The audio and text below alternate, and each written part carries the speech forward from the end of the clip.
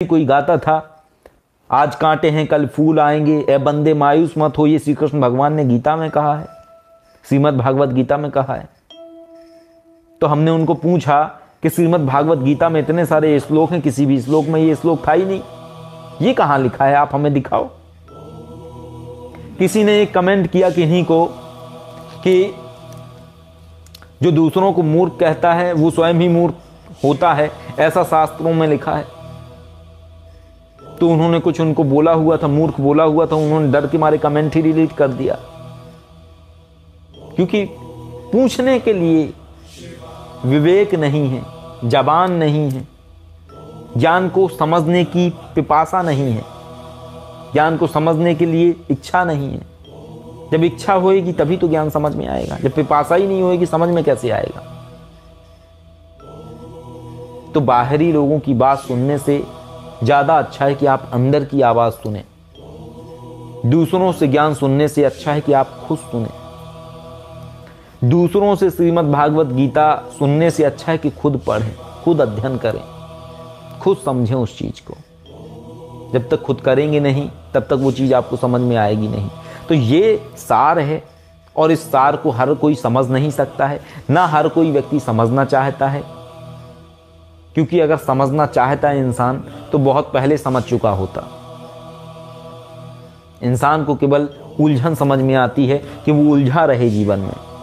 उसे भूत समझ में आता है, उसे प्रेत समझ में आता है, उसे पिशाच समझ में आता है, लेकिन उसे कभी वो नारायण और परमात्मा समझ नहीं आता है जिसने भूत पिशाच और इस संपूर्ण जगत को बनाया है। यदि भूत पिशाच और ये सब इतने शक्तिशाली हैं तो वो परमात्मा परम पिता कितना शक्तिशाली होगा ये समझ नहीं आता है। अगर ये इंसान को समझ में आ जाए तो खोज ही रुक जाए। खोज रोकने के लिए समझ होना जरूरी है। और भी बहुत सारे प्रयोग हैं, हमें जो आता है हम तो वो बताते हैं। हमें जो खुद के लिए आता है कि हमें ये करना है हम वो करेंगे। हमें जैसे ये आया कि हमें श्री कृष्ण भगवान की आराधना करनी चाहिए, हमने की। हमें ये आया शिव जी का रक्त अभिषेक करो, हमने किया। अब हमें ये आ रहा है कि नारायण का भी रक्त अभिषेक करो, हम ये भी करेंगे। अपने आप से पॉइंट खुलते चले जाते हैं, अपने आप से आप उसके पात्र बनते चले जाते हैं कि तुम्हें करना क्या है। लेकिन ये जिसके लिए आता है उसी को ही पूर्ण विधान आता है कि उसको करना कैसे है, क्योंकि रहस्य केवल उन्हीं के समक्ष अनावृत होते हैं जो रहस्यों को समझने के पात्र होते हैं। और समझ जब आ जाती है आपके अंदर, जब आप उसके अंदर प्रवेश कर जाते हैं, उस ज्ञान के अंदर प्रवेश कर जाते हैं, सत्य के अंदर प्रवेश कर जाते हैं। तो ये समझने का विषय है, जानने का विषय है।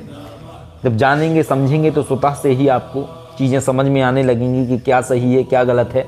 लेकिन जो हमने अब तक जाना या सीखा वो सिर्फ ये सीखा कि सत्य कोई सुनना नहीं चाहता है, ज्ञान कोई लेना नहीं चाहता है, चमत्कार सभी को चाहिए, चमत्कृत होना सबको चाहिए, सत्य किसी को नहीं चाहिए। छलावा सबको चाहिए लेकिन ज्ञान किसी को नहीं चाहिए। इंटरटेनमेंट सभी को चाहिए लेकिन जीवन के यथार्थ को किसी को नहीं समझना है। यही वास्तविकता है, यही यथार्थ है। इसके अलावा कुछ वास्तविकता नहीं है जीवन की, और सत्यता यही है। परंतु सत्यता का बोध आपको कई और बातों में भी मिलता है, लेकिन देखते हो या नहीं देखते हो ये तुम्हारे ऊपर है।